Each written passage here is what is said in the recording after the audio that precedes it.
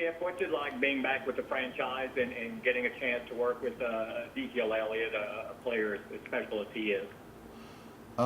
First of all, it's excited to be back and have an opportunity to come back and work for the Cowboys and the Jones family.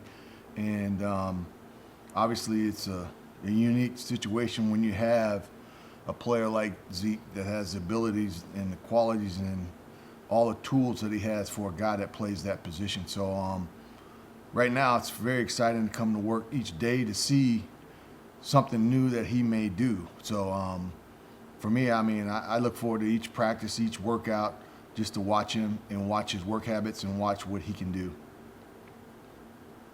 What are your impressions of Tony Pollard, and is there a feeling among the coaches that you'd like to get him more opportunities on a regular basis this season? Well, I think that's been a conversation through the offseason as far as utilizing both of those guys and using their skill set to help expand our offense and put a little bit more pressure on the defense when you have two different styles of backs in the backfield at the same time. I think Tony's done a real nice job thus far. He's worked extremely hard as far as learning basically the running back position, and obviously having the ability we can remove him from the formation and have him line up as like a wide receiver and run receiver routes. So he has been very impressive. I had the opportunity to really study Tony when he was coming out because we ended up drafting his teammate Darrell Henderson in Los Angeles a year ago, so I watched a lot of film on Tony.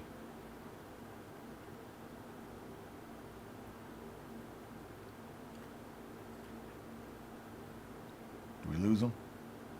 Skip, when you have Zeke talked a lot about working on the passing game this offseason. How has he looked so far in training camp?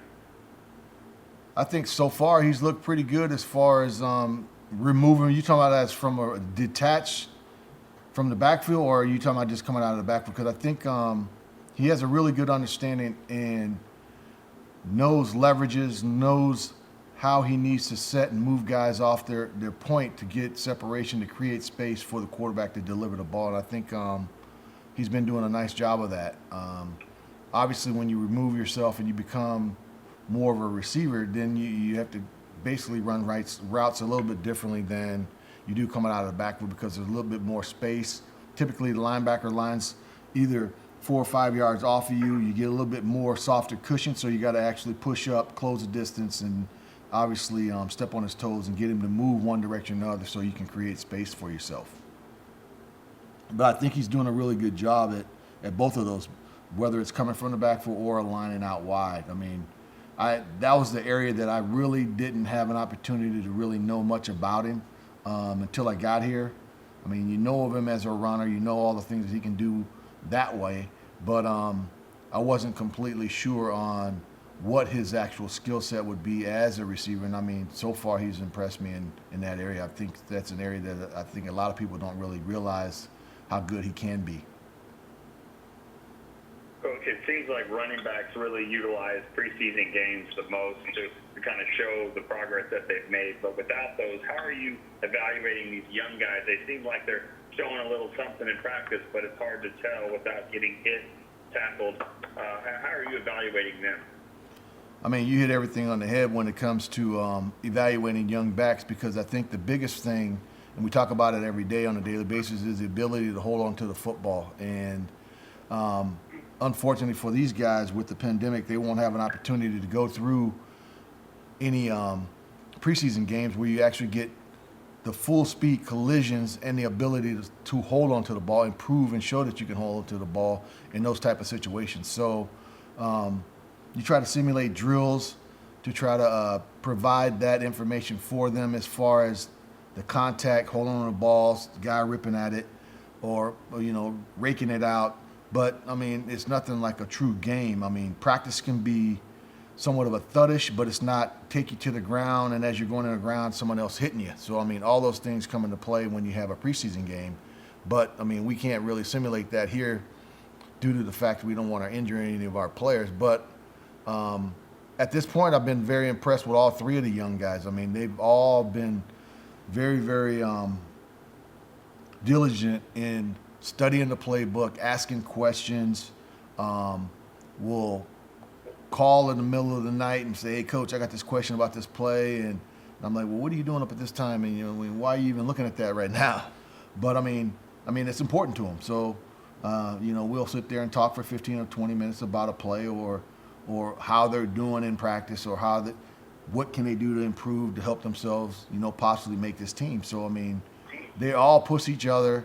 The thing that's impressive about all three of the guys, which is, Rico Dowd, Darius Anderson, and Saywell, is, they joke and kid with each other, but as soon as they step into a meeting room or on the practice field, they know it's all business and they approach it that way.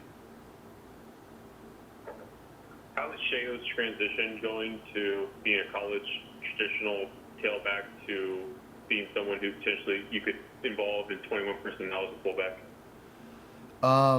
We haven't had a whole lot of 21 mixed into our practices, but the times that he's been in there and the work that we've done after practice, this is will be an ongoing process for him. I think, does he have the strength to play the position? Yes. Is he violent enough to be a lead fullback on certain plays that they're called upon to do that? He does. As you know, he's a tall-bodied guy, so he continually needs to continually work on getting his pads lower.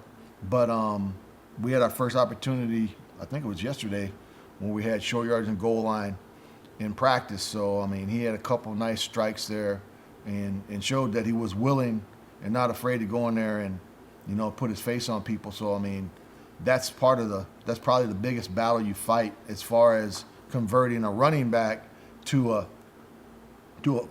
fullback, is that they're so accustomed to carrying the ball, but going and attacking a defender when you don't have the ball is something that's a little different for them.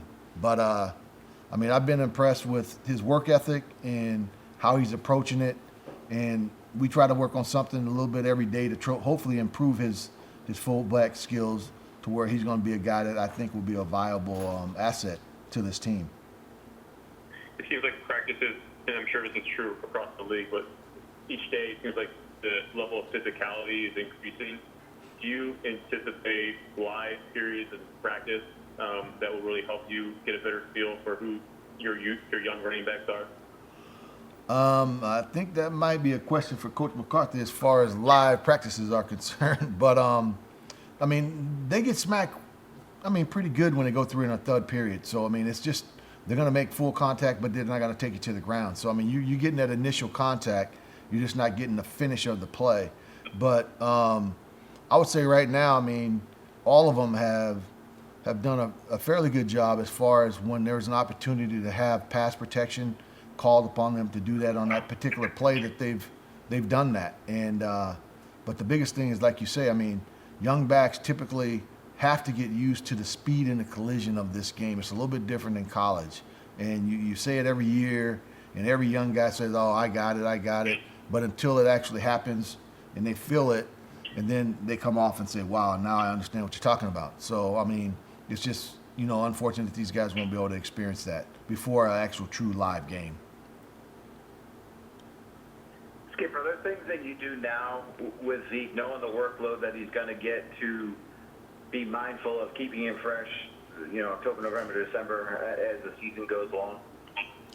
Well, I think first and foremost, we talked a little bit over the offseason is guys that have extended careers, obviously, in this league have done a great job of nutrition, taking care of their body in the offseason, don't let themselves get out of shape. Continue working year-round. I know some guys that have, played obviously not the running back position, but also receivers or DBs that had very long careers, and as they got older, they understood that they had to take care of their body and had to eat right year-round. It wasn't just during the season or off-season trying to get ready to come to camp. But I think with the utilization of Tony and his ability to come in there and take, some of the plays off of him to where he can obviously stay fresh for the whole game and the entire season. We got time for one more, guys. So this is a little unconventional, but I wanted to ask you, you've had a number of plays so far in camp where Jalen Smith has broken up passes intended for one of your running backs, be it Zeke or Pollard. I was just curious what your impressions are. I know it's on the other side of the ball. If you had any impressions of Jalen Smith. No, I've been very impressed with Jalen. I mean, and Latham. Both of those guys are big body linebackers that can run well. And I mean, I've had opportunity to go against them when I was in LA. So I mean, I've done a lot of film study on those guys as well. But I think they've done a very good job when we have a one-on-one situation so far in training camp where, you know, I mean, obviously plays dictate kind of how you have to run a route. Sometimes you don't have the freedom of completely freelance in there. So, I mean, it's either saying you got to strictly just break out. And if they leverage you properly, then they obviously have the upper hand. But if there's a route where you have multiple choices that you can utilize against a defender, and then obviously you can put him in a disadvantage. But I think at this point, I mean, Jalen's been doing a very nice job as far as his ability to stick with us and bat balls away. But, I mean, there's been times that we've taken advantage of him as well. Thank you.